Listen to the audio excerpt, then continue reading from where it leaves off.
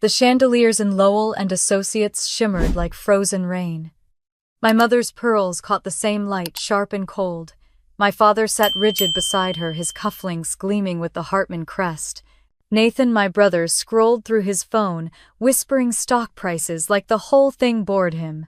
And me, I was clutching a worn leather purse and pretending my palms weren't sweating. When Mr. Lowell cleared his throat, the room fell silent.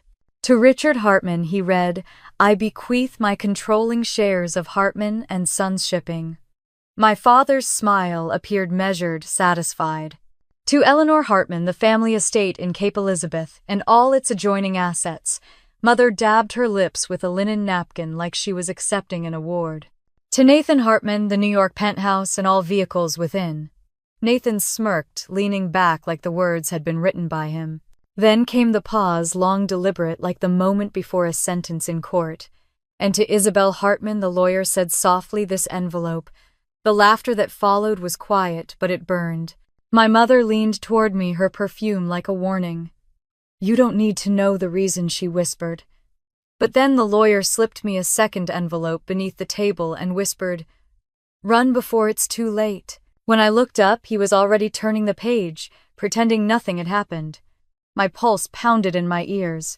Around the room, the others were smiling, their victory complete. Nathan stretched, loosening his tie. "Guess you got the short end, sis," he said, chuckling. I forced a small smile, my fingers tightening on the paper. "Seems like it." The sound of chairs scraping filled the marble floor as the family rose. Mother kissed Mr. Lowell on the cheek, her red nails glinting like blades.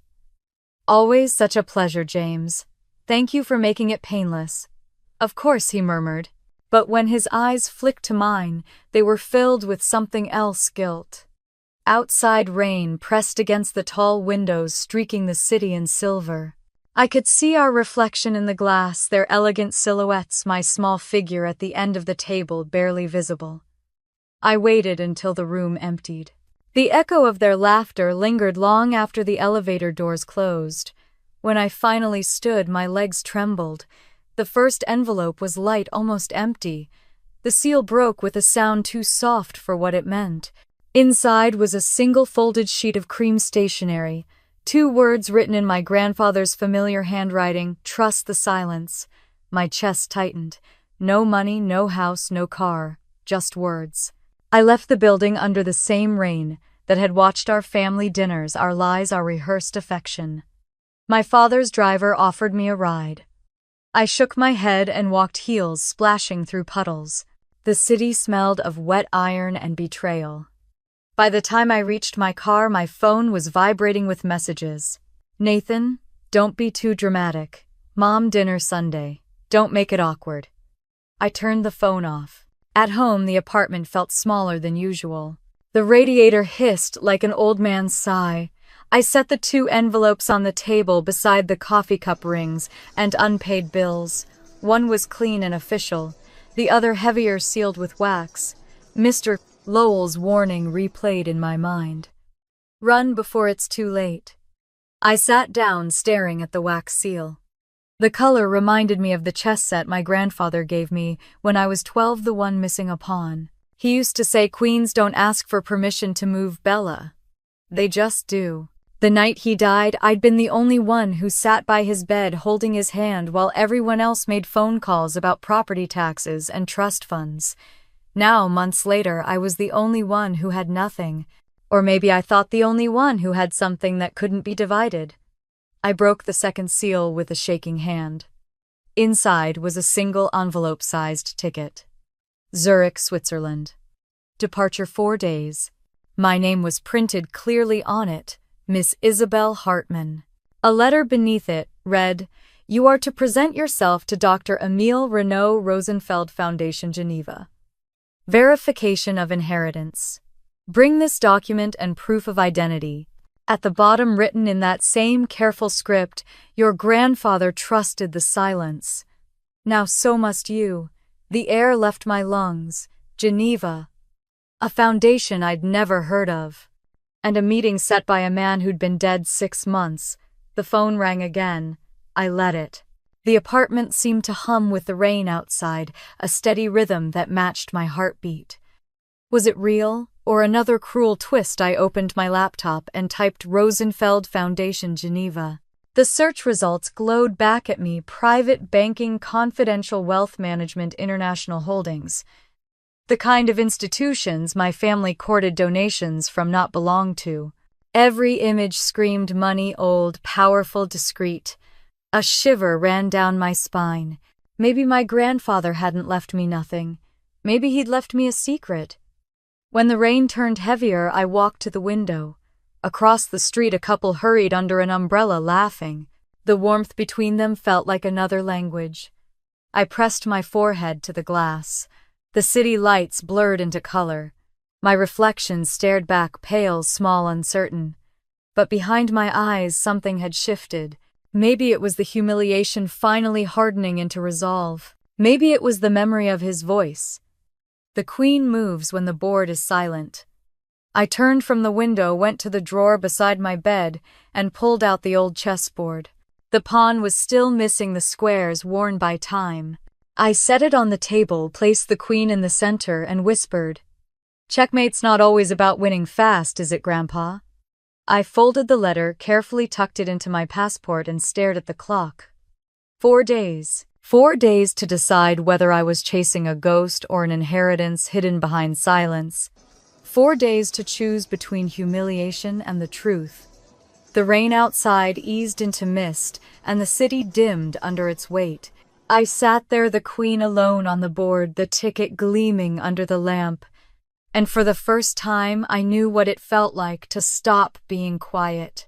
The morning after the will reading felt unreal, like I had woken into a world that didn't want me in it. My family's laughter still echoed in my head, the sharp edges of their amusement slicing through every attempt I made to calm down. The envelope sat on my kitchen table, pale against the dark wood, sealed and quiet, like it was watching me.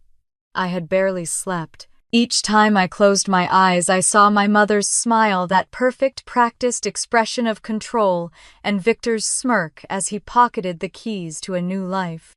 I stood by the window of my small apartment, the Seattle sky heavy with rain. The city below moved on like nothing had happened. Cars, people, umbrellas, everyone had a direction but me.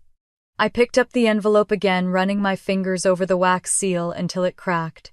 Inside was the letter, the plane ticket, and that line written in my grandfather's familiar hand. "Trust the game." For a moment, I wanted to laugh. What kind of game started with humiliation and ended with a plane ticket to Switzerland? But the more I thought about it, the more I realized this wasn't random. My grandfather never did random. Every move he made had meaning. When I was little, he used to say, "A good player knows how to lose quietly and win without noise." Maybe this was one of those silent victories he used to talk about. I spent most of that day pacing between the kitchen and the living room, reading and rereading the letter. The words began to blur, but my pulse refused to slow down. I looked up Rosenberg Trust on my laptop, my fingers trembling as I typed. The search results filled the screen: private banking, inheritance management, offshore holdings, names that belonged to people far wealthier than anyone I'd ever known. Every article screamed money and power. What was my grandfather doing connected to them? My phone buzzed. My mother's name appeared on the screen. I let it ring once, twice, 3 times before answering. "Sweetheart," she said, her voice syrupy, careful. "How are you feeling today?" "I'm fine," I lied. "Good. Don't take yesterday too hard. Your grandfather was sentimental. Maybe he thought you'd appreciate a symbolic gesture. A ticket to another continent." She chuckled softly. "A change of scenery could do you good. You've been working too hard for too little. Maybe you'll find a nice retreat out there, or at least some peace of mind." Behind her words, I could hear Victor's laughter again, the clinking of glasses. They were celebrating. "Did you ever hear him mention Switzerland?" I asked. "No, darling. Why would he? He barely left Washington. Anyway, don't let this get to you. Some things aren't meant for everyone." Meaning, what exactly? But she didn't answer. Just a light sigh, the kind she used when ending a conversation she no longer wanted to have. "I have to go," she said. "Dinner guests." "Of course," she hung up. I stared at my reflection in the window for a long time after that. The woman staring back looked tired, older somehow, her eyes dim from years of trying to be what everyone else needed. For as long as I could remember, I'd been the quiet one, the helper, the listener, the afterthought. I'd held this family together through their chaos, their mistakes, their scandals, and now they had erased me without hesitation. But that envelope, this strange, infuriating envelope, was still here, and it was mine. That night I dreamed of my grandfather's chessboard. The pieces were scattered across a table under the porch light, just like when I was a child. He sat across from me, his wrinkled hands moving the queen forward. "Don't rush your next move, Clara," he said in that calm, patient voice I'd almost forgotten. "The board is never as empty as it seems." When I woke, my heart was pounding. The rain was still falling soft and steady, like the world hadn't changed, but something inside me had. By the second day, I stopped fighting the pull. I began to gather information about the Rosenberg Trust, about Switzerland, about anything that could make sense of what he'd left behind. Each new fact drew me deeper in. The trust wasn't just a bank. It was a private consortium that handled generational wealth transfers, confidential holdings, and most intriguingly, inheritances with restricted disclosure. Some estates required personal verification by the heir. Others could only be activated if the heir appeared in person. I read that line 3 times. In person. That's when the decision began to take shape. In the evening, I drove out to the storage unit where I kept the last of my grandfather's belongings. Old furniture, photographs, the chessboard he'd given me when I turned 12. The box smelled faintly of cedar and dust. I lifted the lid and stared at the worn wooden pieces. One pawn was missing, just like I remembered. He'd told me once that he left it that way on purpose to remind me that sometimes you play short-handed and still win. I brushed my thumb across the queen, feeling the small nick at its base, the one he'd made accidentally with his pocket knife. My throat tightened. "What are you trying to tell me, Grandpa?" I whispered. When I got home, I booked the flight. Zurich. Friday morning. First class, the ticket said, so clear as daylight. I hesitated only once before confirming. The next day, I called my boss at the elementary school. "I need personal leave," I said. Her voice was full of concern. You never take days off. Is everything all right, I think?" "I just need to find out something," I replied. "Something that's been waiting a long time." She paused. Then, "Go. We'll cover for you." When I hung up, I realized how strange it felt to have someone simply say yes. That night, I sat on the edge of my bed, suitcase open beside me. I packed with deliberate calm, black coat, 2 dresses, 1 pair of heels, my old notebook, and the envelope. I slid the ticket into my passport, then zipped everything shut. The apartment was quiet except for the hum of the heater. I poured myself a glass of wine and stood by the window again. Across the street, the neon sign of the diner flickered. I'd eaten there 100 times with my grandfather. He'd always order black coffee, 2 sugars. Trust the game. Maybe this was his game, the last one he'd ever play, and somehow he wanted me to move the next piece. The night before my flight, my mother called again. I almost didn't answer, but something in me wanted to hear her voice, to see if there was even a trace of guilt in it. "I heard you're leaving," she said without preamble. "I am. To chase a dead man's secret, to find the truth." She gave a small laugh. "The truth doesn't pay the bills, Clara. Be careful you don't embarrass yourself. I think that stopped mattering yesterday." There was a pause, the kind that stretched like a held breath. "You always were the sentimental one," she said finally. "Don't let it ruin you." I smiled into the silence. "You always were the practical one. Don't let it save you." She hung up without another word. When I turned off the lights, the envelope glowed faintly under the lamp, the wax seal catching the last bit of light. I placed it in my bag and lay down. Sleep came slowly, full of restless dreams, flashes of chessboards, waves, snow-capped mountains, and the faint echo of my grandfather's voice saying, Move, Clara, it's your turn. The morning of my flight, the sky was a thin steel gray. I dressed quietly, slipped on my coat, and picked up the suitcase. The street was empty, slick from rain.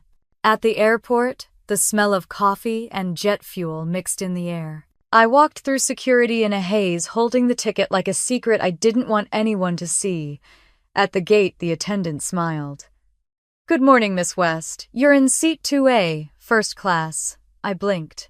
"So it's real, very real," she said, handing me my boarding pass.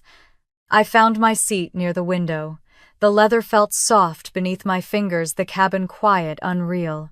As the plane lifted off, the city fell away beneath the clouds. For the first time in years, I didn't feel invisible. I didn't feel small. I felt alive.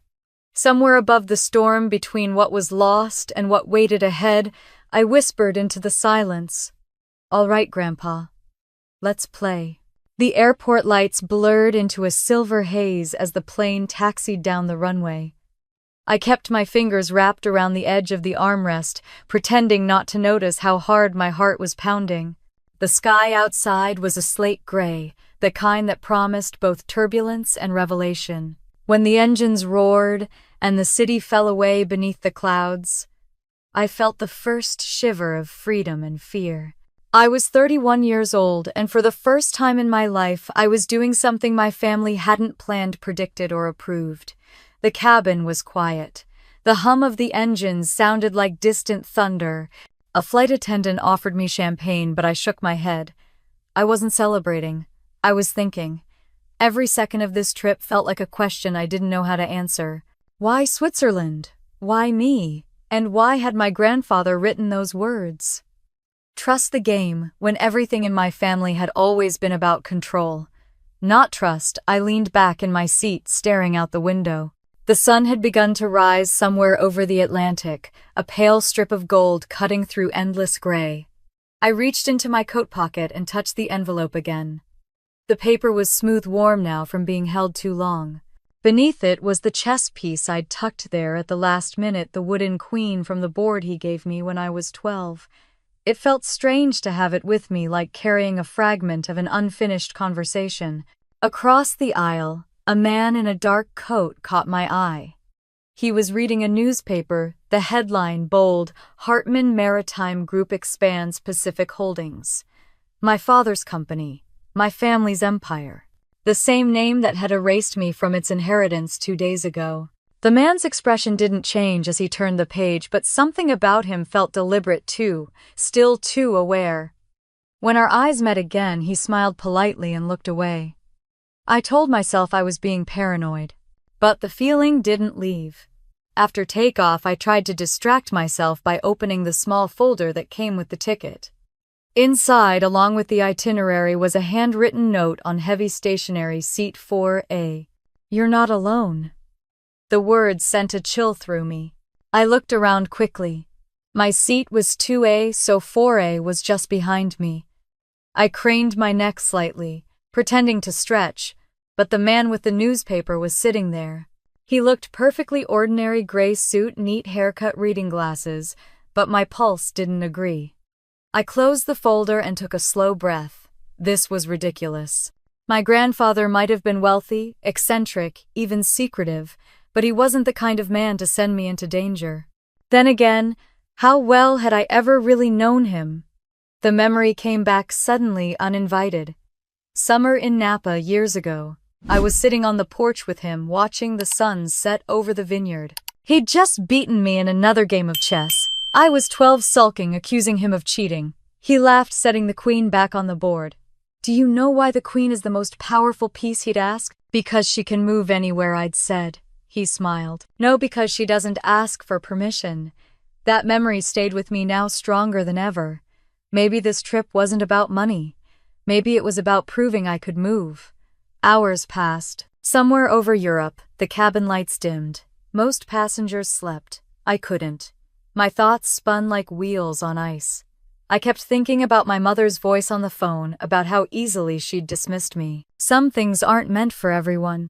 What if she was right? What if I was chasing a mirage? I must have drifted off because the next thing I knew a flight attendant was tapping my shoulder gently. "We'll be landing in about 2 hours, Miss West. Would you like breakfast?" I blinked at her, disoriented. The cabin was quiet, the windows glowing faint blue. The man in 4A was gone, his seat was empty. A folded napkin rested on his tray table. On it, drawn in ballpoint pen, was a single chess piece, the queen. I froze. "Excuse me," I said to the attendant. The man sitting behind me, "Where did he go?" She frowned politely. "There hasn't been anyone in 4A this flight, ma'am." I turned to look again. The seatbelt was neatly folded, untouched. My stomach dropped. No, he was right there. Gray suit glasses, he was reading a paper about Hartman Maritime. Her expression softened the way people do when they think you're overtired. "You might have seen someone boarding before takeoff, but 4A's been empty since we left Boston." I leaned back, my pulse racing. Maybe I had imagined it. Maybe exhaustion and emotion had blurred everything. Still, I picked up the napkin and slipped it into my coat pocket. The ink was fresh. When the plane began its descent, I pressed my forehead to the window. Below, the Alps cut through the clouds like white knives. Sunlight hit the snow caps, turning everything silver. Switzerland looked like another planet, too clean, too still, too far from everything I knew. At Zurich International, the air was cold and crisp, smelling faintly of pine and jet fuel.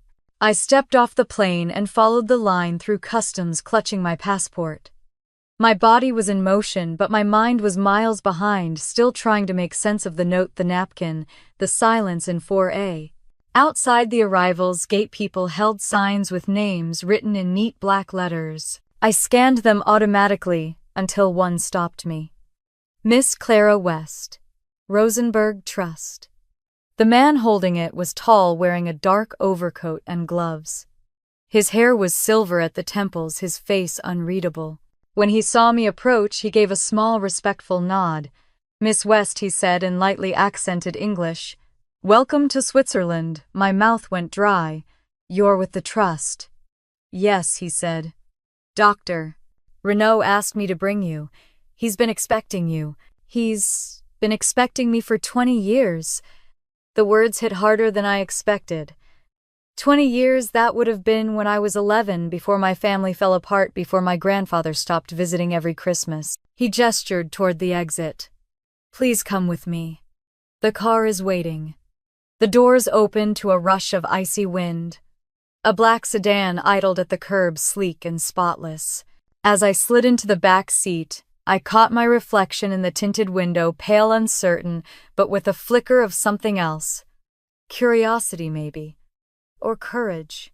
The car pulled away from the airport, merging onto a narrow road, lined with fir trees and distant mountains. The driver, whose name I hadn't caught, didn't speak. For once, I didn't want conversation. I just watched the landscape roll by, trying to quiet the noise in my head. "After a while," he said, "Dr. Renault often spoke of you." I turned to him. "You knew him. I've worked for him for 15 years. He admired your grandfather very much." "Then you knew my grandfather too," he smiled faintly. "In a way. His presence still fills the halls of the Rosenberg Foundation." I wanted to ask what that meant, but something in his tone stopped me. I looked back out the window. The mountains were closer now, wrapped in mist. As we drove, I realized I wasn't afraid anymore. The uncertainty was still there, but it had changed shape. It wasn't fear of what I'd find. It was fear of what I might become once I did. The driver slowed as we approached a long stretch of private road. Iron gates stood ahead, carved with an emblem I'd never seen before, a silver chess queen surrounded by vines. I couldn't breathe for a moment. "What is this place?" I whispered. He pressed a button on the dashboard. The gates opened soundlessly. "Rosenberg Estate," he said, "and the beginning of your inheritance." We drove through in silence. Beyond the gates, a stone mansion rose from the snow, its tall windows reflecting the pale light. Smoke curled from a chimney, and somewhere inside I imagined the warmth of firelight waiting. When we stopped, the driver stepped out and opened my door. I hesitated for a second before stepping into the snow. The cold bit through my gloves, but it grounded me. He gestured toward the entrance. "Doctor, Renaud will meet you in the study." I climbed the steps slowly. The door opened before I could knock. A man in his 60s stood there, sharp suit, kind eyes. "Miss West," he said, his French accent soft but clear. "I'm Henri Renaud. I've been waiting a very long time to meet you." I opened my mouth to speak, but no words came. He smiled gently. "Come in, Clara. You've already made the first move." Inside, the fire crackled in the hearth, casting golden light across the marble floor. For the first time since the will reading, I felt warmth. Real, deliberate warmth. I looked around the room at the chessboard set neatly on a side table, a single piece standing at its center, the queen. It gleamed silver in the firelight, as if it had been waiting all this time for me. The room smelled faintly of cedar and old smoke. A fire crackled softly in the hearth, its light painting gold across the walls. Doctor Henri Renaud stood near the window, hands clasped behind his back, as if he'd been rehearsing this moment for years. I stood in the doorway, suitcase still in hand, unsure whether to move closer or run. "Please," he said, motioning toward the chair across from the desk. "You must be tired from your flight." I sat slowly, the warmth of the room seeping into me, thawing the cold I'd carried all the way from Seattle. The chessboard on the table beside him caught my eye. It was made of dark walnut and silver, every piece perfectly in place, except for one, the queen, standing alone in the center. Renaud followed my gaze. "He chose that board himself," he said it reminded him of you." I swallowed. "You knew my grandfather well as anyone could," he replied. "Arthur was meticulous, strategic. He planned decades ahead, always assuming others would not. Even this meeting, Clara, he arranged it 20 years ago. 20 years," he nodded. "He left instructions sealed in the trust. We were told to expect you at some point after his passing. We didn't know when, only that he believed you would come." I leaned forward. "But why me? My father was his heir. My family had everything, his company, his estate, his everything." Renaud's expression softened. "Not everything." The answer hung in the air, gentle but sharp. He walked to his desk and opened a drawer. Inside was a folder bound in red leather, embossed with the Rosenberg seal, the same crest I'd seen on the gates. He set it in front of me. "This," he said, "is what your grandfather truly built, what he left behind." My fingers hovered over the folder. "I don't understand." He smiled faintly. "Then perhaps you should read." I opened it carefully. Inside were pages of documents, financial statements, trust agreements, property deeds, all written in French and English. The more I flipped, the less sense it made. There were holdings in Geneva, Zurich, Singapore, even Dubai. I recognized some of the companies, shipping real estate technology firms worth hundreds of millions. And at the bottom of every page, stamped in silver ink, was the same name, Rosenberg Foundation, subsidiary of Hartmann Maritime Holdings. My throat tightened. He owned these, Renaud nodded. "Not directly. Through the foundation.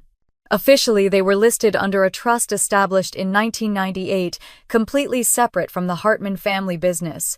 The public never knew." I turned another page, my eyes catching on a familiar name, West Maritime North America. 51% controlling interest. "That's my father's company," I whispered. Renaud's gaze was steady. "Yes. Arthur never sold it. He merely allowed others to believe he had." The words hit me like a wave. My father, who'd built his entire life on the illusion of ownership, had never really owned any of it. "He left it all to me?" I asked, my voice shaking. Renaud didn't answer immediately. He poured tea instead, setting a delicate china cup in front of me. The gesture was strangely comforting, almost parental. "He left it to the person he believed would understand what power should be used for," he said. "He left it to the one he trusted." I stared at him, unable to speak. He continued, "Arthur was disappointed in how his son handled the company. The greed, the manipulation, it wasn't what he wanted his legacy to be. So he moved everything. Quietly. Safely. Here. I shook my head, trying to piece it together. But why not? Tell me. Why keep it secret? Because you weren't ready, Renaud said simply. He told me, when she has learned to lose with grace, she will know how to win without cruelty. I looked down at my hands. The heat from the teacup seeped through my fingers, grounding me. He really said that? Renaud smiled. He said many things about you. He called you the quiet queen. The words hit something deep inside me, stirring a memory so vivid it made my eyes sting. My grandfather on the porch, summer air thick with the smell of grapes and sun-warmed wood. He'd placed the queen piece in my hand, smiling. You don't need to shout, Clara. The queen moves when the board is silent. The room blurred for a moment. I blinked hard. What happens now? Renaud walked to a small safe behind the desk and entered a code. The lock clicked open. From inside, he retrieved a velvet pouch and placed it gently on the table. When I opened it, a gold key glimmered under the light. This unlocks the Rosenberg archives, he said. Inside are personal letters, recordings, directives, all addressed to you. He wanted you to have them only after you met with me. I ran my thumb over the key. It was warm, heavier than it looked. And if I hadn't come, he gave a small shrug. Then, it would have remained sealed. Forever. For a while, neither of us spoke. The fire popped softly in the hearth, the only sound between us. Finally, I said, my family will find out, won't they, when the transfer becomes public? They will, he said, and they will not take it well. I laughed bitterly. That's an understatement. Renaud's eyes met mine. You have a choice, Miss West. You can walk away now and the trust will remain here untouched. Or you can claim it and everything that comes with it, the power, the truth, and the burden. I thought of my father's face at the will, reading the smug certainty. I thought of my mother's smile, that perfect performance of grace built on deceit. I thought of the letter of my grandfather's handwriting, of the words that had started all of this. Trust the game. I looked up. I'll claim it. Renaud nodded once, as if he had expected nothing less. He reached into the folder and slid one more document across the table, a verification form written in French. Then sign here. Once you do, everything held under Rosenberg Foundation transfers to your authority. I stared at the line for a long moment, pen trembling in my hand. The ink bled smoothly as I wrote my name. When it was done, Renaud took the paper gently and placed it in a sealed envelope. It's official, he said. As of this moment, you control the foundation and every asset within it. The words felt surreal, too big for the quiet room they occupied. I leaned back, exhaling slowly. Renaud studied me. You're calm. I learned from the best, I said softly. He smiled. Then, perhaps you're ready for what comes next. He walked to the window, pulling the curtains aside. Outside, the sky had darkened to indigo. Snow drifted lightly across the courtyard, settling on the stone fountain below. When your grandfather built this place, he said he wanted it to be a sanctuary for truth, Renaud said. He believed truth outlives even the people who fear it. I joined him at the window. The snow reflected the firelight from inside, making the world shimmer. Did he know what my father did to him? Renaud hesitated. He suspected. But he chose patience over war. He said time reveals what anger hides. I swallowed hard. And now time's up. He turned to face me, his expression unreadable. If you're going to confront them, do it not as a wounded daughter, but as the heir of a legacy. Remember what Arthur taught you. I nodded slowly. The queen moves when the board is silent. Exactly. He handed me another envelope, smaller this time, sealed with the same wax crest. This is his final note to you. I suggest you read it when you're alone. When I returned to my room that night, I sat by the window overlooking the frozen lake. The mountains rose black against the silver sky. I broke the seal on the envelope and unfolded the letter. My dearest Clara, it began in his steady hand. You were never the forgotten one. You were the lesson. Trust is the hardest currency to earn, and the only one worth keeping. What was stolen will return to you in silence. Use it not to punish, but to restore. The board is yours now. I read it 3 times. The fire in the grate burned low. Outside, the wind whispered through the trees. I traced his signature with my finger, feeling both smaller and stronger than I'd ever been. He'd built an empire of secrets, and somehow he'd trusted me to carry its truth. As I placed the letter back into its envelope, I caught my reflection in the window. The woman staring back looked older, steadier, certain. The Queen had finally moved.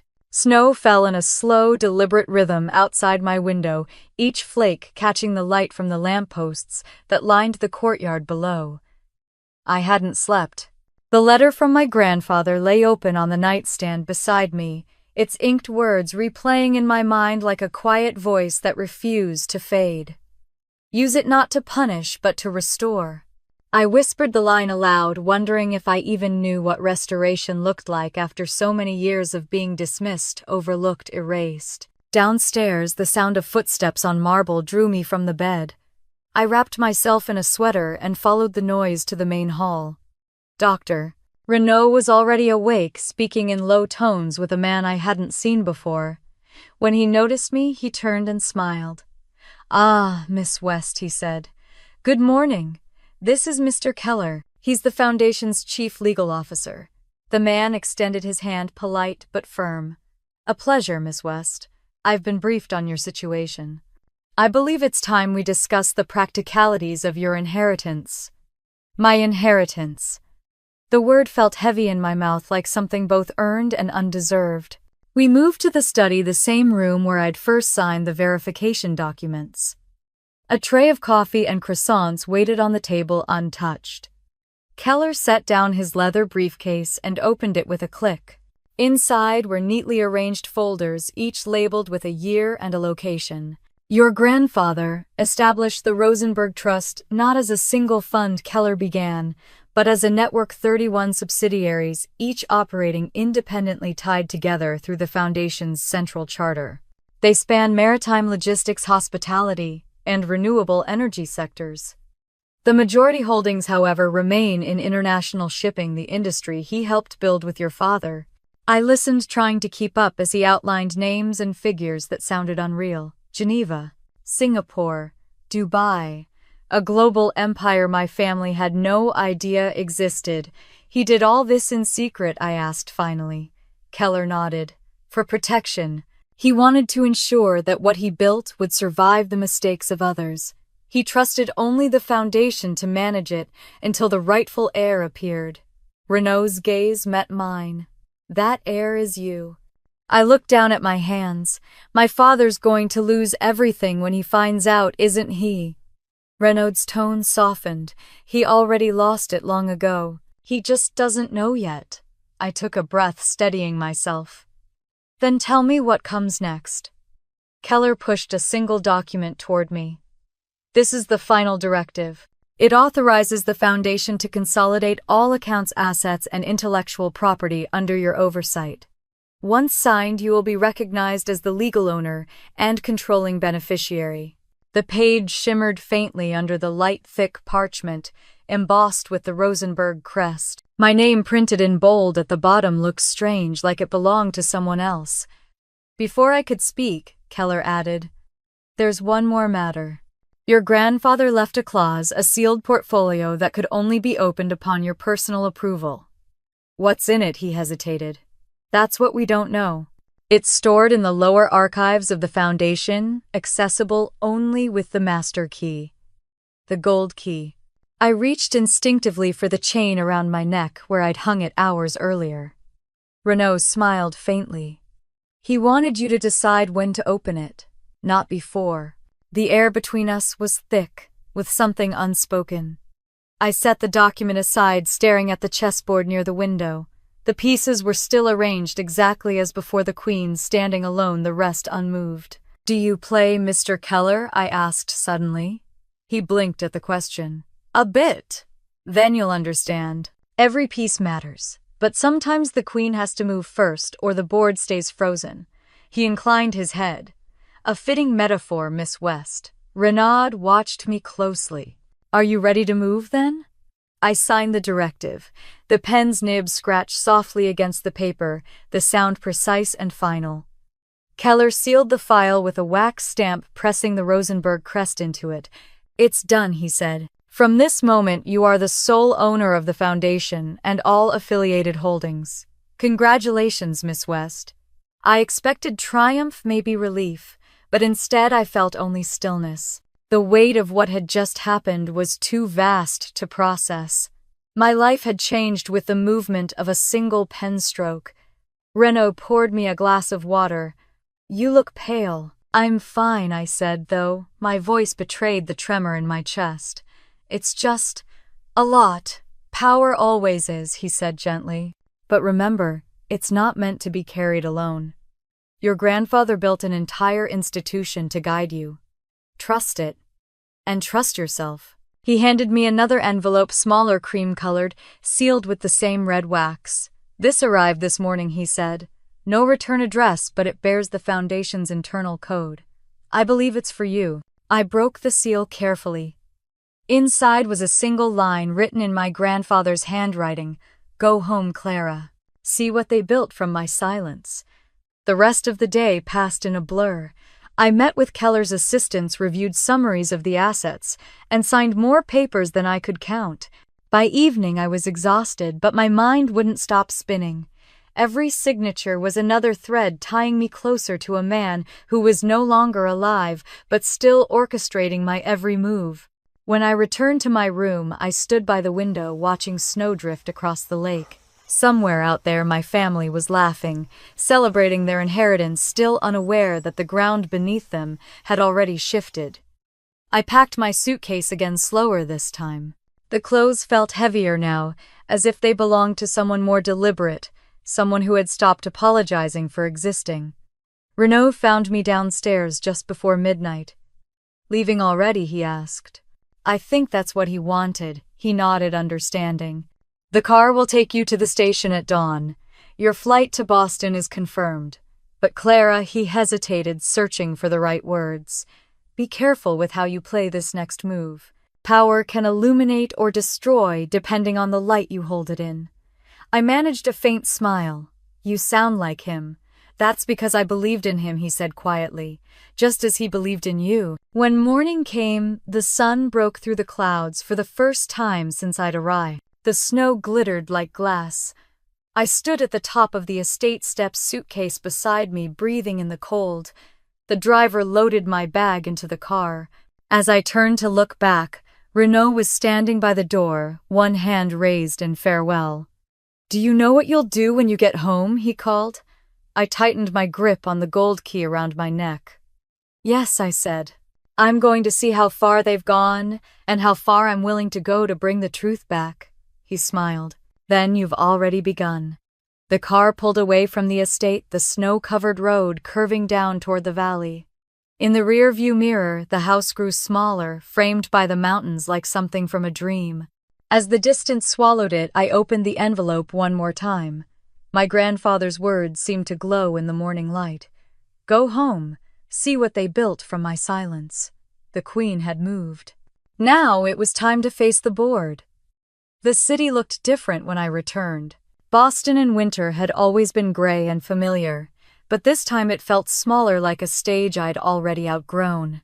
My cab pulled up in front of my parents' townhouse, a tall, perfect brick facade in Beacon Hill, every window glowing warm and false. I sat there for a moment, staring at the door I hadn't walked through in years, my reflection faint in the glass.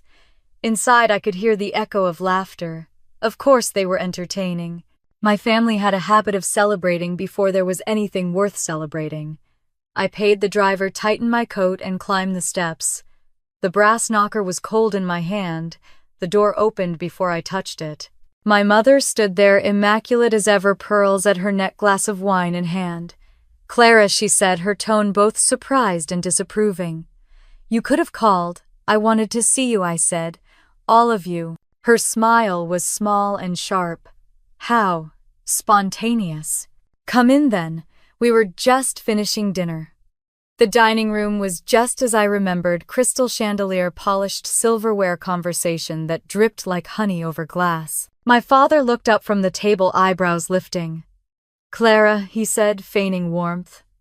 "Back so soon?" Victor leaned back in his chair, smirking. "What's the matter? Switzerland didn't live up to the fantasy," I smiled thinly. "Actually, it exceeded expectations." My father gestured toward an empty chair. "Sit then. You've come all this way." I sat careful, composed. The smell of roast and expensive wine hung in the air. For a few moments we pretended to be a family again, passing dishes, exchanging pleasantries. But under it all, I could feel the tension tight, waiting to snap. My mother dabbed her lips with a napkin. "So tell us, dear. What was all that nonsense about an envelope and a plane ticket? I do hope you didn't get swept up in something foolish." "Depends on your definition of foolish," I said. "Grandfather thought it was important." My father chuckled. Arthur loved his riddles. "Don't tell me you flew halfway across the world for one of his games." I looked at him steady.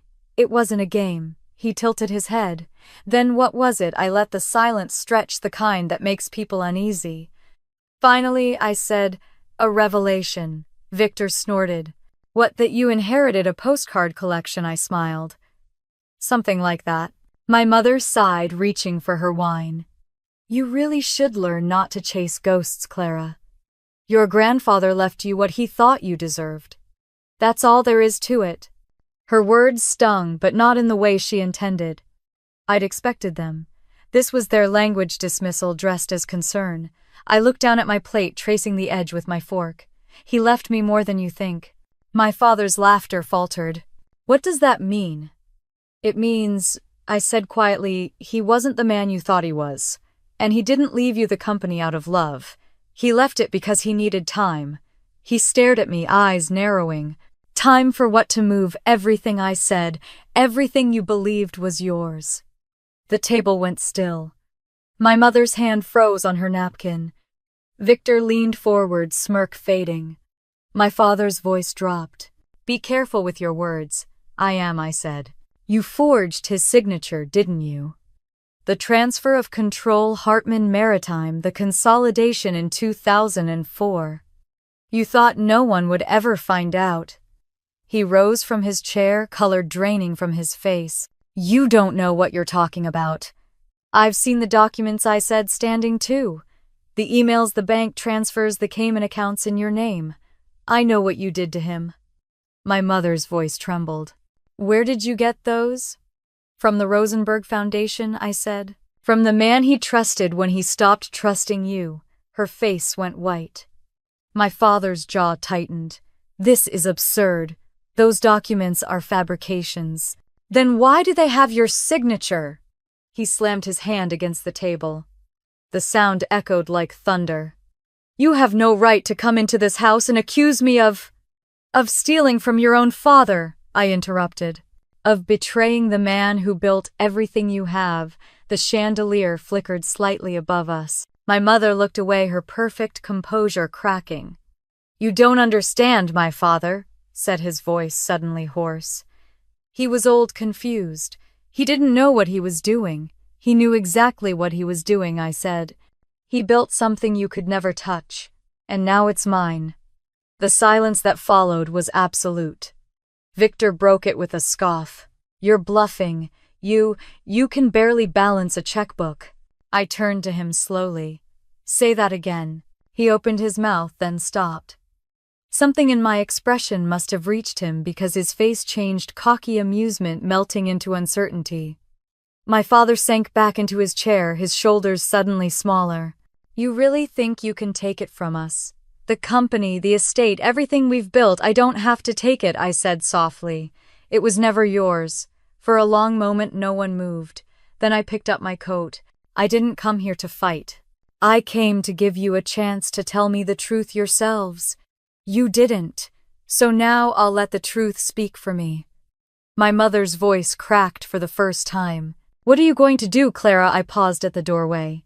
"Exactly what he taught me to do." "And what's that?" I looked over my shoulder, meeting her eyes. "Move when the board is silent." Outside, the night air hit me like glass. The streets glistened from the earlier rain, and the city hummed with the low rhythm of traffic. I walked without direction, the echo of my father's anger still pulsing in my ears. When I reached my car, I sat there for a long time, hands trembling on the steering wheel. I should have felt triumphant. I didn't. What I felt was something colder, resolve. I drove across the bridge, the skyline reflected in the water below. My phone buzzed beside me. A message from Renault. It begins tomorrow. Be ready. I stared at the screen until the words blurred. Then I drove on the city, falling behind me like a discarded piece on a board that no longer mattered. The next morning, I stood before the mirror in my apartment. My reflection looked unfamiliar, steady, unflinching. I pulled my hair back, fastened the gold key around my neck, and slipped the folded letter into my coat pocket. The Queen had returned to her side of the board. But this time she wasn't waiting to be played. I checked my watch. In 3 hours, the first announcement from the Rosenberg Foundation would go public. The world would know the truth about the Hartman fortune, who owned it, who had betrayed it, and who was now reclaiming it. For the first time in years, I smiled, not out of joy but certainty. It was time to begin the next move. The rain had not stopped since the night I confronted them. It came in sheets against the glass, blurring the city outside, washing the world clean in a way. I wished it could wash me.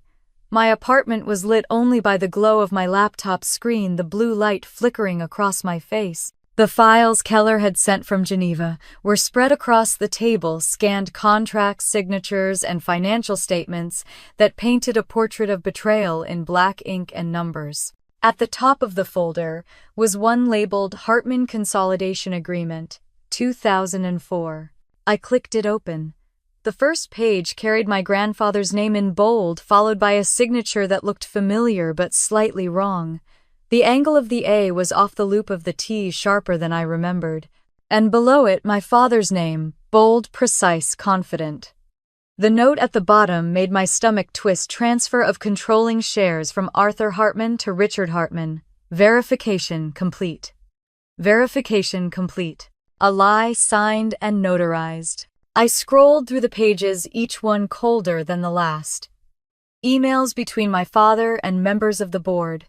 Phrases like execute before he regains capacity and will move the assets before he notices. They had stolen his company piece by piece, using his illness as a cover. My fingers tightened on the mouse until my knuckles went white. Behind me, thunder rolled. When I called Geneva, Renault answered immediately. "You found it then?" he said quietly. "Yes," I said. My voice didn't sound like mine. He was alive. He was lucid. They forged his signature. Renault exhaled long and heavy.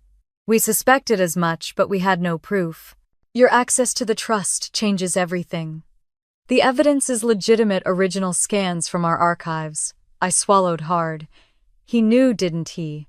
My grandfather. He knew they took everything. He knew, Renaud said.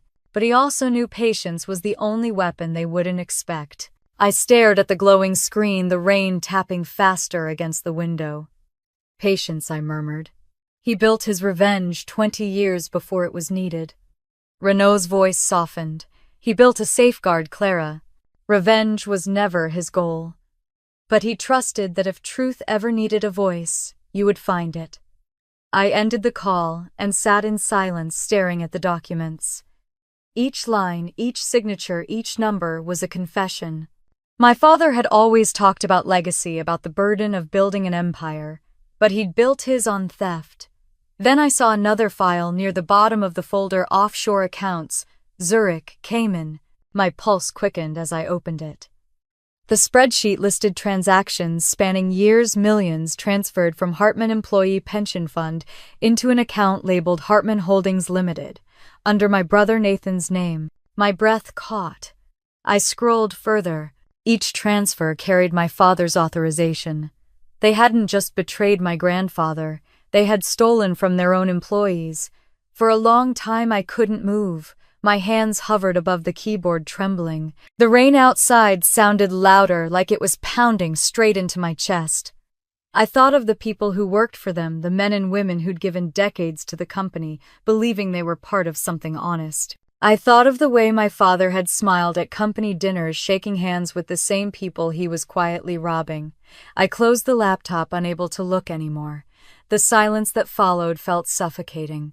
Then I saw the small black flash drive Renaud had mentioned. It sat on the table beside the documents, marked only with a red wax seal. I plugged it in. A video window opened on the screen. My grandfather appeared sitting in an old armchair I recognized from his study. He looked older, thinner, but his eyes were sharp. "If you're watching this," he began, his voice low but steady, "then the board has turned." I froze. He took a slow breath. "They believe they've won. Let them. The truth doesn't rush, it waits. It watches. I've seen what my son has done, what he's willing to sacrifice for control. But control built on deceit always collapses under its own weight." He paused, his hands clasped together. "Clara, I know you'll find this someday. They will mock you as they mocked me. They will underestimate you. Let them." The Queen moves when the board is silent. He leaned forward slightly, his eyes seeming to look straight through the screen. "You are always the quiet one. That is your power. Don't waste it on anger. Use it for precision. Justice isn't loud. It doesn't need applause." The video ended. I sat there, staring at the frozen image of his face.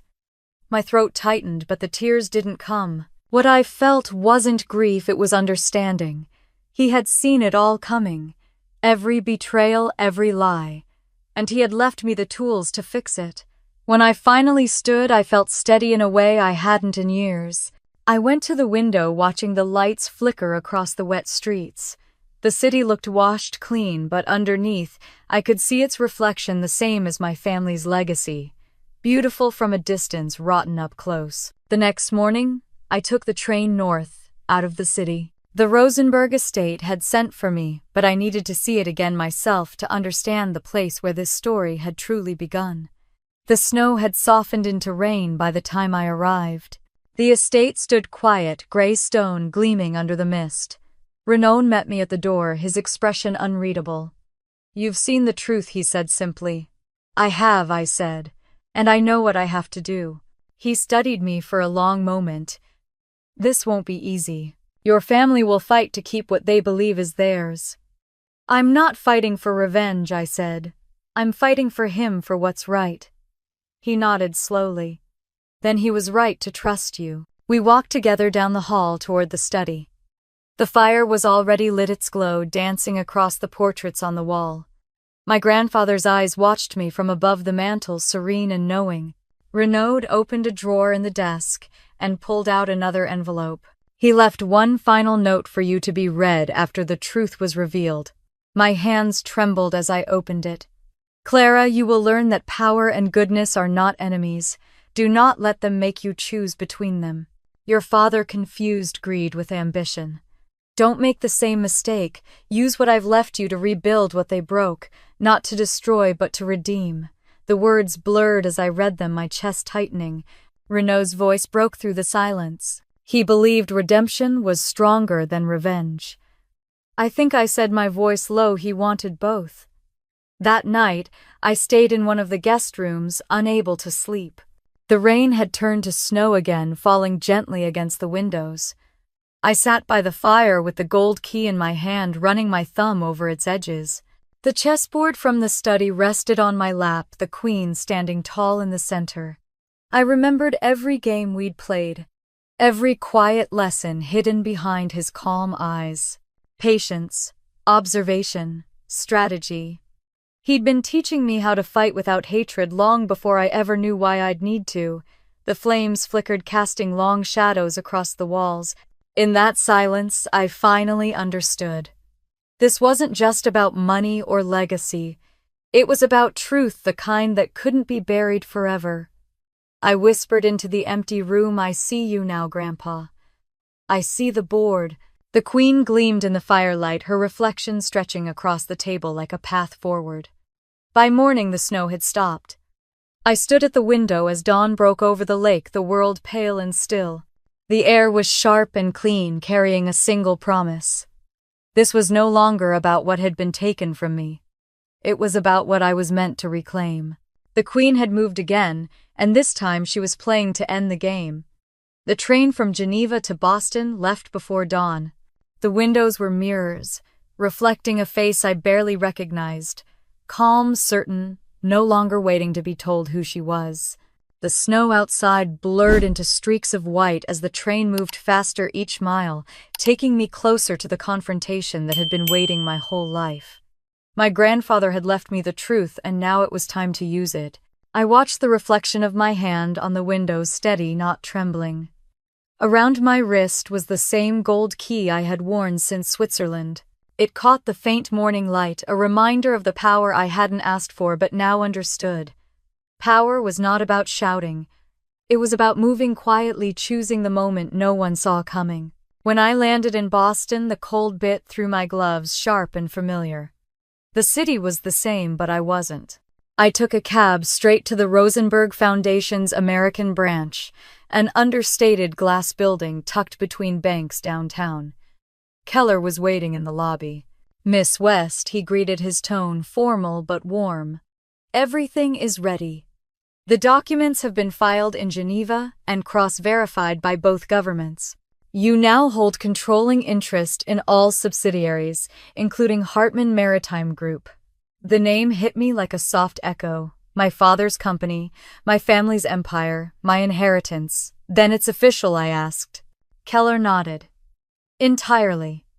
The board will convene this afternoon to ratify the new ownership structure. You should be there." I smiled faintly. "Oh, I will be." When I left the building, the wind was biting but clear. The city shimmered under a thin crust of ice, streets glinting like veins of glass. I stopped at a cafe across from the harbor, ordering coffee I barely tasted. Through the window, I could see the outline of my father's headquarters, the tall steel tower bearing the Hartman name. For years, that building had felt untouchable, a monument to arrogance and deceit. Now it was mine. By the time I arrived at the tower, the sky had shifted from pale blue to the color of ash. The security guards at the front desk straightened when they saw me. One of them hesitated. "Miss West, we weren't told you had an appointment." "I don't," I said. "But I own the place." He blinked. "Excuse me." "Call your legal department," I said. "They'll confirm." A few minutes later, he handed me a visitor's badge with trembling fingers. "Right this way, ma'am." The elevator ride to the top floor felt endless. Each ding was a heartbeat. When the doors opened, I stepped into a room full of familiar faces, my father's board seated in rows around a long, polished table. At the head sat Richard Hartman, his expression calm and confident, until he looked up and saw me. "Clara," he said slowly, "what are you doing here?" I walked to the empty seat at the far end of the table and set down my bag. "Attending my first board meeting." There was a beat of silence, then murmurs around the room. My father's jaw tightened. "This isn't a game." "No," I said. "It's business." Keller entered behind me carrying a folder. He nodded once to me before distributing copies of the official ownership transfer. When he reached my father, the paper trembled slightly in his hand. "This is absurd," my father snapped. "You think a trust from Switzerland can override decades of corporate ownership? That's not how this works." Keller's voice was calm, almost gentle. "With respect, Mr. Hartman, it's exactly how it works. The Rosenberg Foundation has controlled the majority of shares in Hartman Maritime Group since 1998. Your daughter is now its sole beneficiary." My father's face drained of color. "You manipulated this," he hissed. "No," I said. "You did 20 years ago when you stole what wasn't yours. I'm just correcting the balance." The room went silent except for the faint hum of the air conditioner. The men and women who had once looked through me now stared at me differently, measured wary. My brother's voice broke the silence from across the table. "You can't run this company, Clara. You have no experience. You were a teacher, for God's sake." "I still am," I said. "I just learned new subjects, patience, evidence, and accountability." He rolled his eyes. "You think you can just waltz in here and take control?" "I don't think I said." "I already did." Keller placed the final file on the table, a signed verification from the Geneva courts and U.S. financial authorities. The company, its subsidiaries, and all registered assets now fell under my management. My father sank back in his chair, staring at the papers as if the letters might rearrange themselves into something more forgiving. "You've destroyed this family," he said quietly. "No," I said. "You did that when you chose greed over truth." He looked up sharply, anger flashing in his eyes. "You don't understand what it takes to build something to protect it. Everything I did was to keep us powerful. Power built on lies doesn't last," I said. "You taught me that." For a moment the mask slipped. He looked tired, older than I'd ever seen him. I stood gathering my papers. "You'll remain on the board for now. Your contracts, your salaries, your homes, they stay. But you answer to me." He stared at me as if I'd spoken another language. "You mean to humiliate me?" "No," I said softly. "To teach you what humility looks like." The meeting ended in silence. The board members filed out one by one, avoiding eye contact. My father sat there alone, staring at the table. I hesitated at the door. For a second, I saw him not as the man who'd betrayed my grandfather, but as the boy he must have once been, hungry, desperate to prove himself, terrified of being small. He didn't look up when I left. Outside, the snow had started again, light and slow. The harbor below was still, ships rocking gently against the current.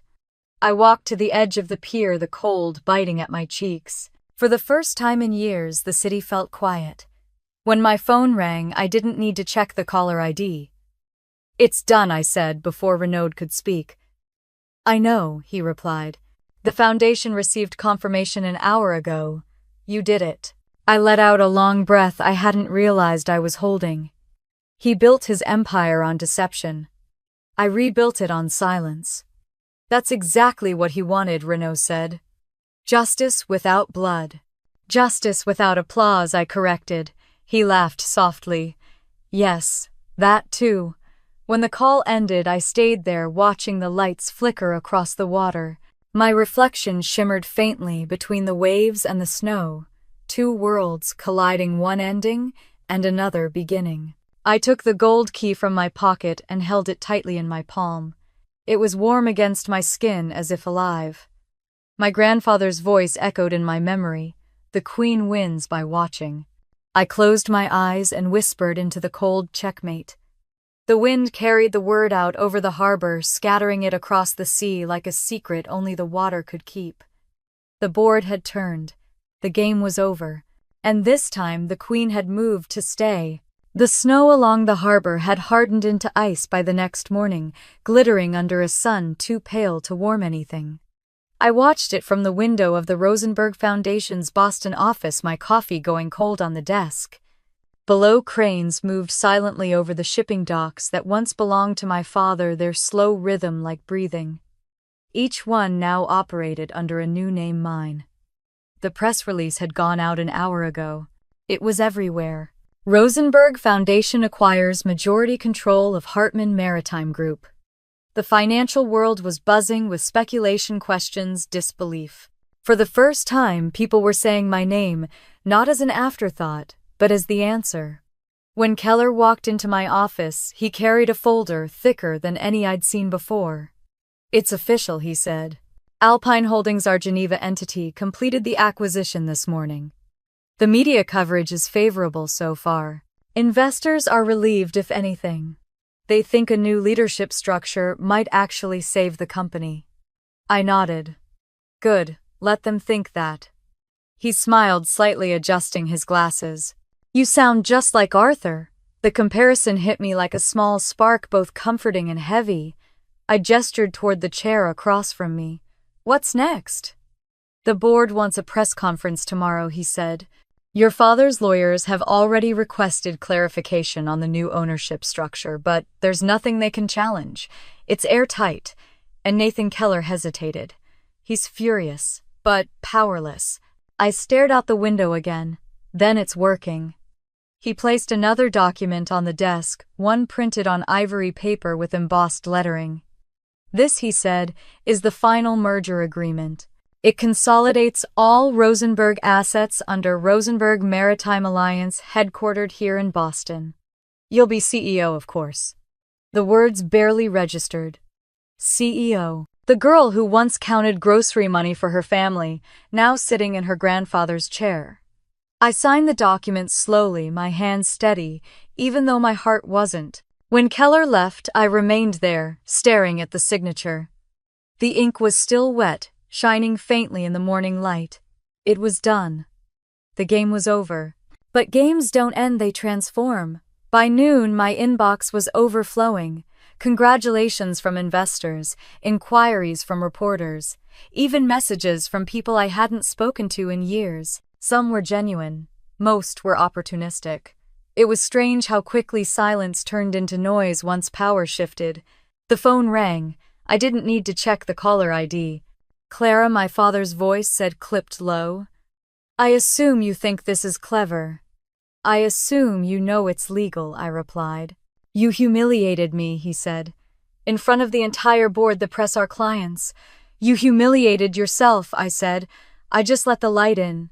He was silent for a moment. Then softer, you could have come to me. We could have worked something out. You didn't have to make this public. I gave you that chance, I said. At the dinner. You lied. He exhaled slowly. You don't understand the damage you've done.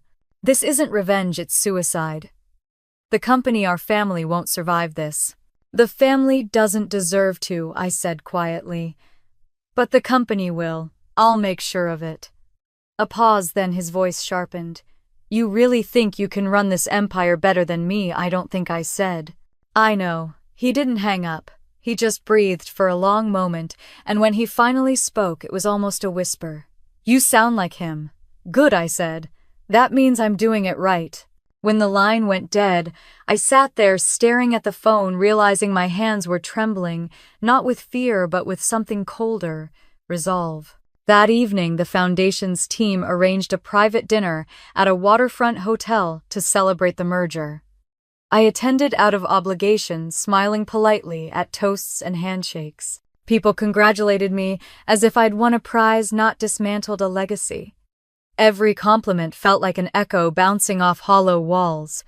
At one point, Keller leaned over. You don't seem pleased. I'm tired, I said. Of what, winning? He gave me a long look. Your grandfather used to say the same thing. He believed victory was the loneliest place in the world. I managed a faint smile. He was right. Later I slipped out before dessert and walked down to the pier. The night was still, the harbor lights shimmering like distant stars. The cold bit at my face, but I didn't care. I needed air. The water below was black and endless. I thought of my grandfather standing on another dock decades ago, building something from nothing, believing it would outlast him. I thought of how easily my father had twisted that legacy into greed, how quietly I'd untwisted it back. It should have felt like justice. It didn't. It felt like quiet sorrow. My phone buzzed again. This time it was a text from Renaud. The transfer is complete. The board in Geneva confirmed your position. Arthur would be proud. I typed a reply but deleted it before sending. Pride wasn't what I wanted. What I wanted was peace. The next morning, the city woke to headlines that changed everything. Hartman Maritime acquired by anonymous investor group. Sources confirm Rosenberg Foundation behind takeover. Mysterious heir reclaims family fortune. By noon, my name was no longer anonymous. I gave one statement to the press. Short, simple, deliberate. My grandfather built this company on integrity. My goal is to restore that integrity, not for profit, but for the people who trusted this name. The cameras flashed, reporters shouted, but I said nothing more. My silence carried more weight than any speech could. That night I sat in my office overlooking the harbor again. The snow had stopped.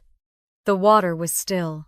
Across the bay, the Hartman Tower glowed with my family's name. But this time it looked different, less like a monument, more like a reminder. Keller knocked gently on the door before entering. They're all asking what comes next, he said. Tell them the board will hear my full plan tomorrow, I said. He nodded but didn't move. And you, Clara? What comes next for you? I looked at the skyline reflected in the glass. I think I rebuild, I said. But not the way they did. He smiled. That's exactly what he hoped you'd say. When he left, I poured myself a glass of water and stood by the window. The city lights rippled across the bay, bending and shifting with the tide. Somewhere in that reflection, I saw myself not the girl who'd been cast aside, but the woman who had reclaimed what was hers. I whispered to the glass, to the dark, to the ghosts of the past. The board is mine now. The game is over. Then I turned off the lights, leaving the office bathed in the quiet glow of the harbor. Outside, the wind carried faint traces of snow again, soft and deliberate like applause meant for no one. And in that stillness I realized that victory didn't sound like triumph at all. It sounded like peace. The call came just after sunrise. I had been awake for hours watching the harbor from my window as light crept over the water. The city was still half asleep, its skyline softened by fog. My phone vibrated against the desk. When I saw the number, I knew it wasn't business. "Clara," my mother's voice said, brittle and precise, as if she had rehearsed it. "Your father isn't well. He collapsed this morning." My heart tightened. "Is he—" "He's at Street Martin's," she interrupted. "You should come." Her tone carried no warmth, no plea, only a quiet command, the same tone she used when telling me to smile during family photos. I hung up before I could say something I'd regret. For a long moment I sat in silence, the fog thickening outside the window, wrapping the world in gray. Then I grabbed my coat and went. The hospital smelled like antiseptic and fear. The walls were too white, the lights too bright. When I reached his room, I hesitated at the doorway. My father lay in the bed, pale and still, an oxygen tube hooked beneath his nose. My mother sat beside him, her posture perfect, her pearls gleaming even here. When she looked up, her eyes were dry. "They say it was stress," she said. "His heart can't take much more." I stepped closer, my voice low. "Stress from losing the company or from losing control?" Her jaw tightened. "You think this is funny?" "No," I said. "But it's ironic."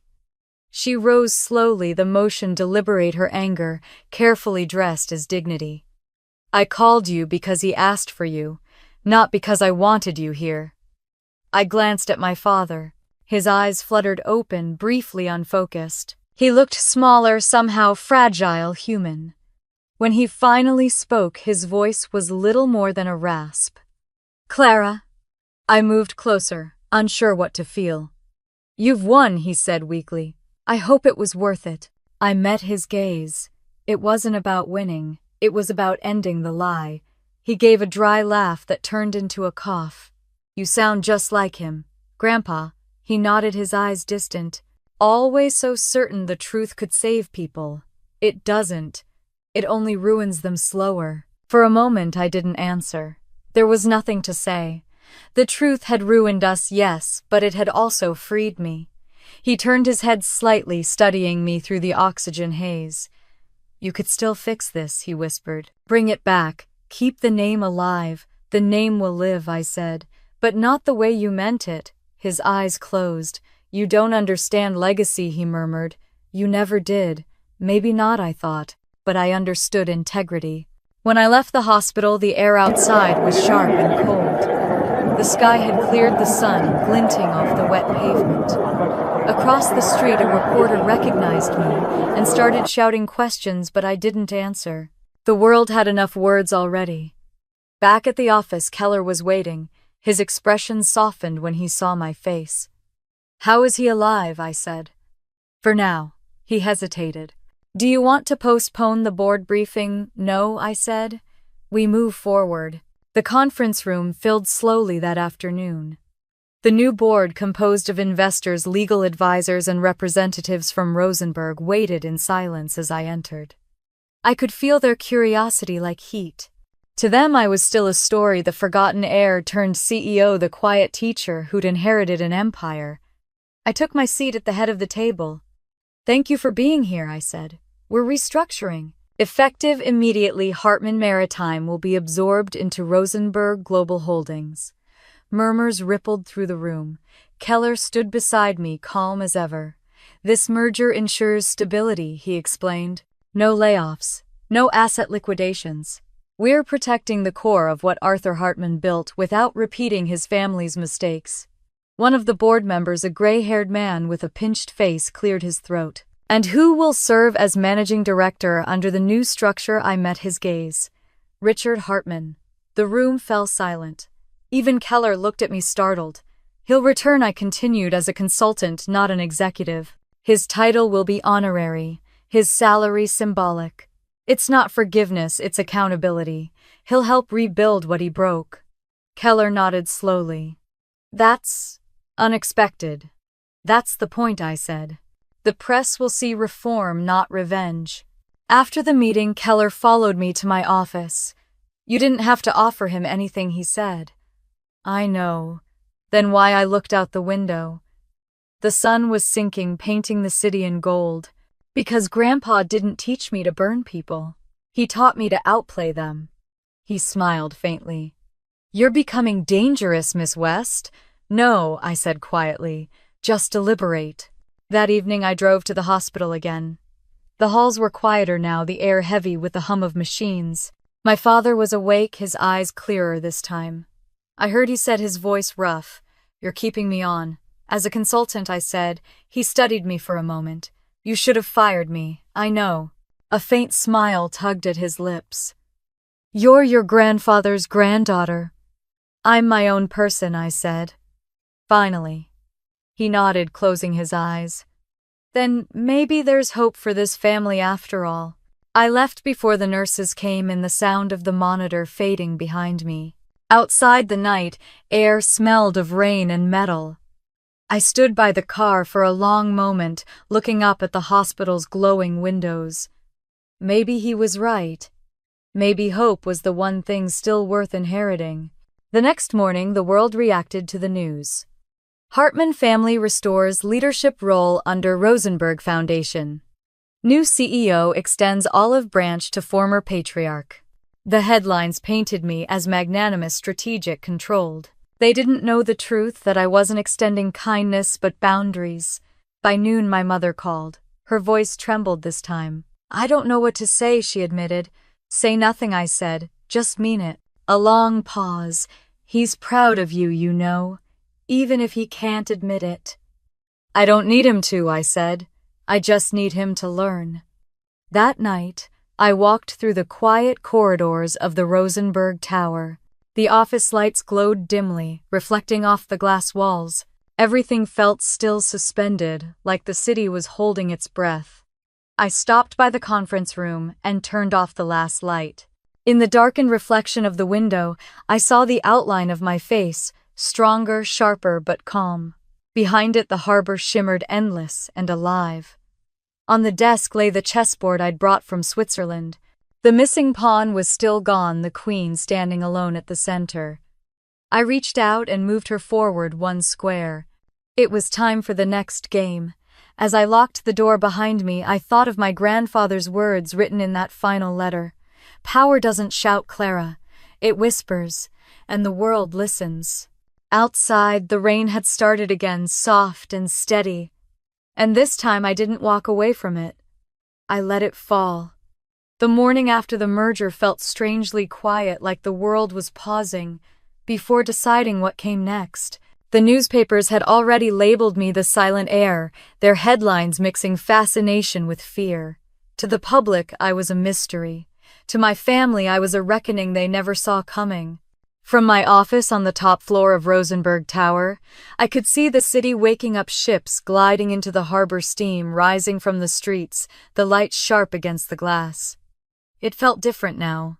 The skyline that once made me feel small now looked like something I could shape with my own hands. Keller walked in carrying 2 cups of coffee, as if sensing my thoughts. They've confirmed the first shipment from Zurich, he said. Rosenberg Global is officially operational in both hemispheres. I took the coffee still warm. So it's real. He smiled faintly. It's been real for a long time, Clara. It just needed you to believe it. We sat in silence for a moment, watching the fog lift from the bay. You did what no one thought possible, he added. You reclaimed a legacy and built a new one without destroying the old completely. I set the cup down. Revenge destroys, strategy rebuilds. He nodded. Your grandfather would have approved. The mention of him sent a familiar ache through me, a soft tug between pride and longing. Sometimes I wonder, I said quietly.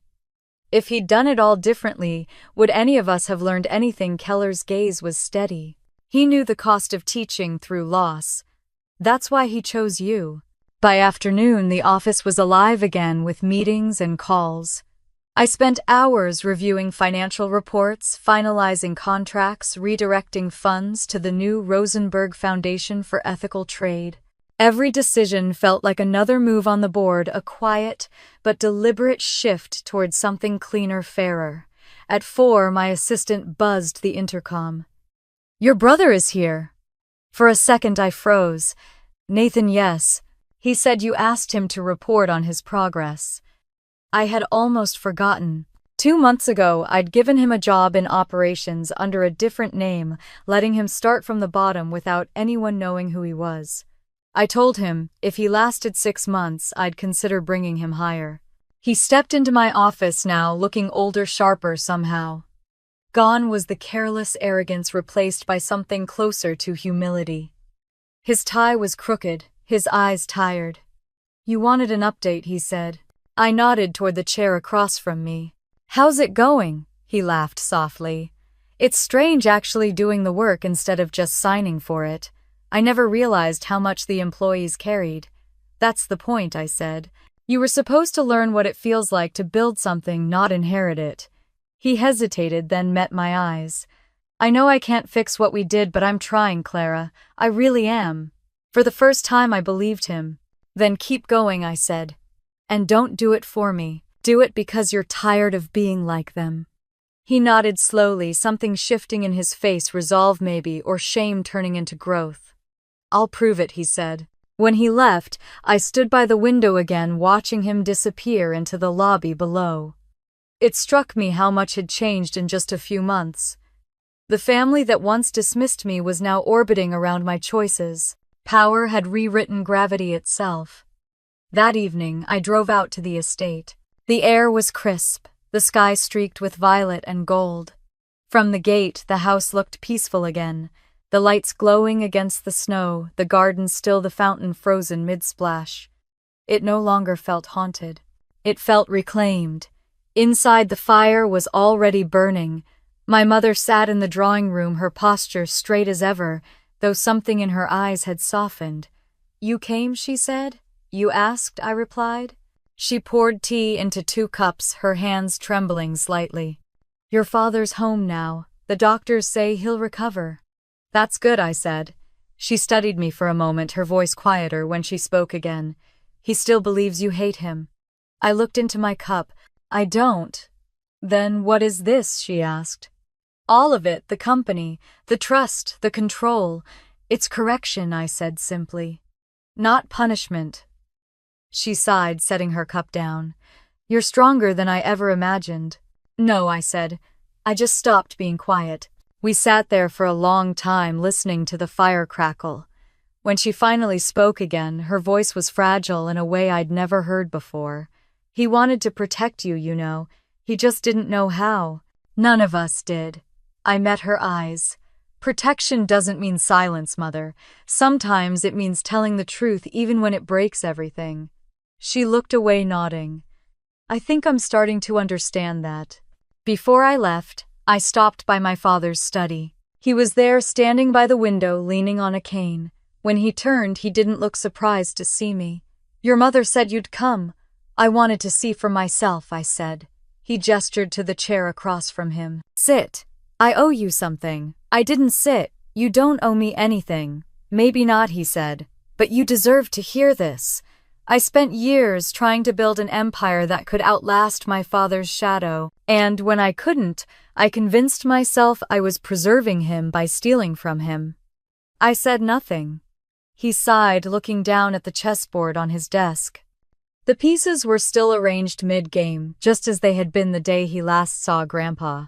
He warned me once, my father continued. Said I'd lose everything if I stopped playing for the right reasons. Did you believe him? He shook his head. No, I thought I was smarter.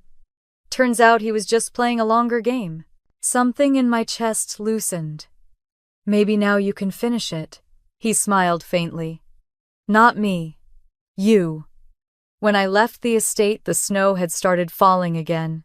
The headlights cut through the flurries as I drove down the winding road. In the distance, the city glowed faintly, my new board, my new world. That night, I sat alone in my office, the only light coming from the desk lamp. The gold key rested beside the chessboard, gleaming softly. I picked it up, tracing its edges with my thumb. There was a knock at the door.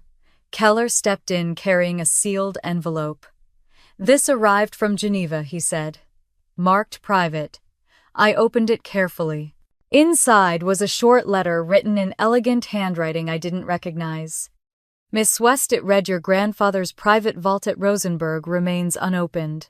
He requested it be accessed only when the company returned to its rightful owner.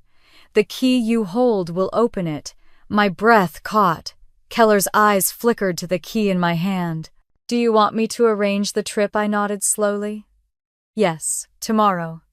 After he left, I turned the letter over. On the back, there was a single line, written in my grandfather's unmistakable hand. The end is never the end.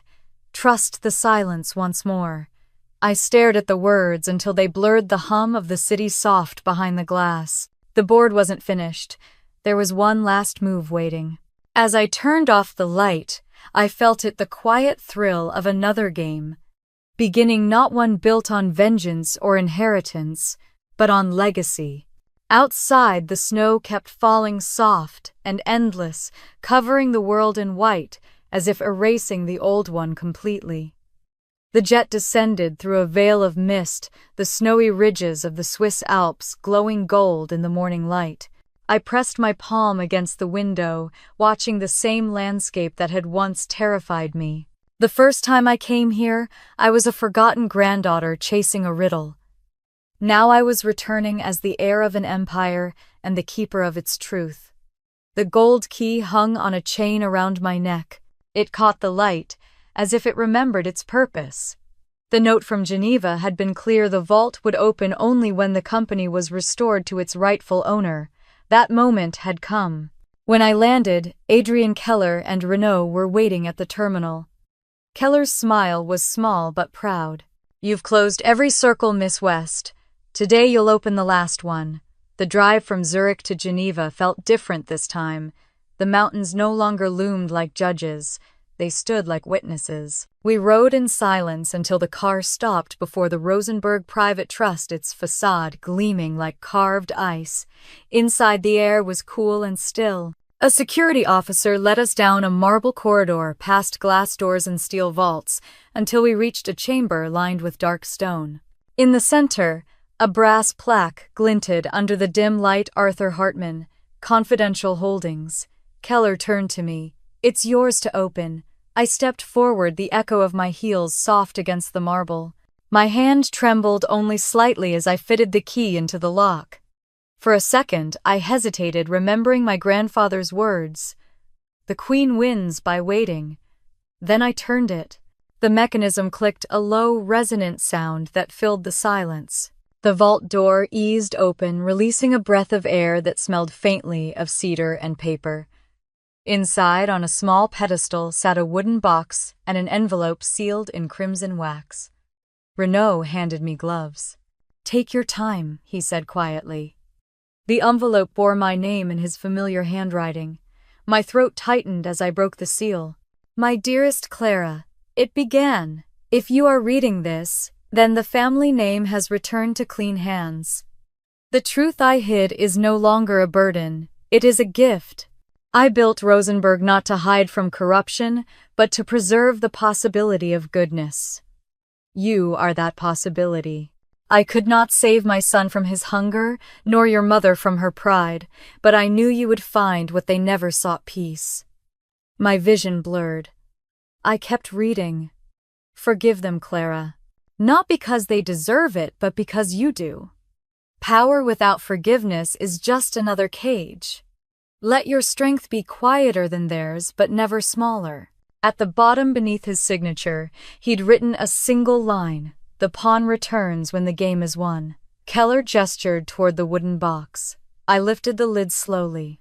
Inside, resting on black velvet, was the missing pawn from the chessboard he'd given me as a child, a small silver piece worn smooth at the edges. Beneath it lay another note, shorter this time. "Even the smallest piece can change the board." The tears came then, slow, steady, unashamed. Keller turned away, politely giving me space. When I finally looked up, my reflection in the steel door looked both older and lighter. "He always did like his metaphors," Keller said softly. "He always did," I whispered. "But this was his last move." We left the vault in silence. Outside, the afternoon sun had melted the morning frost. The lake shimmered like glass, and for a moment I could almost hear him beside me, his calm voice reminding me to be patient, to see the whole board. That evening I stood on the balcony of the Geneva Hotel, overlooking the city where everything had begun. I pulled the letter from my pocket and read it again, the ink catching the light. His handwriting was still steady, still deliberate. It struck me that every lesson he had ever taught, every quiet moment we shared over chess or conversation, had led me here. I took the pawn from my pocket and held it up to the fading light. "Checkmate, Grandpa," I said softly. But not against them, against everything that tried to make me small. The next morning I flew home. 1 year later, the estate was alive again. The Foundation's first scholarship dinner filled the great hall with laughter and music.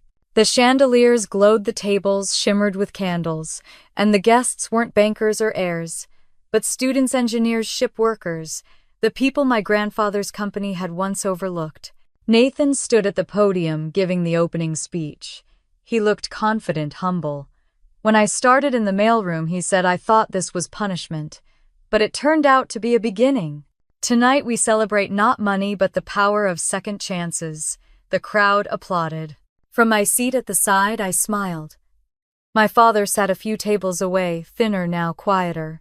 He caught my eye and raised his glass slightly, a gesture of peace, not pride.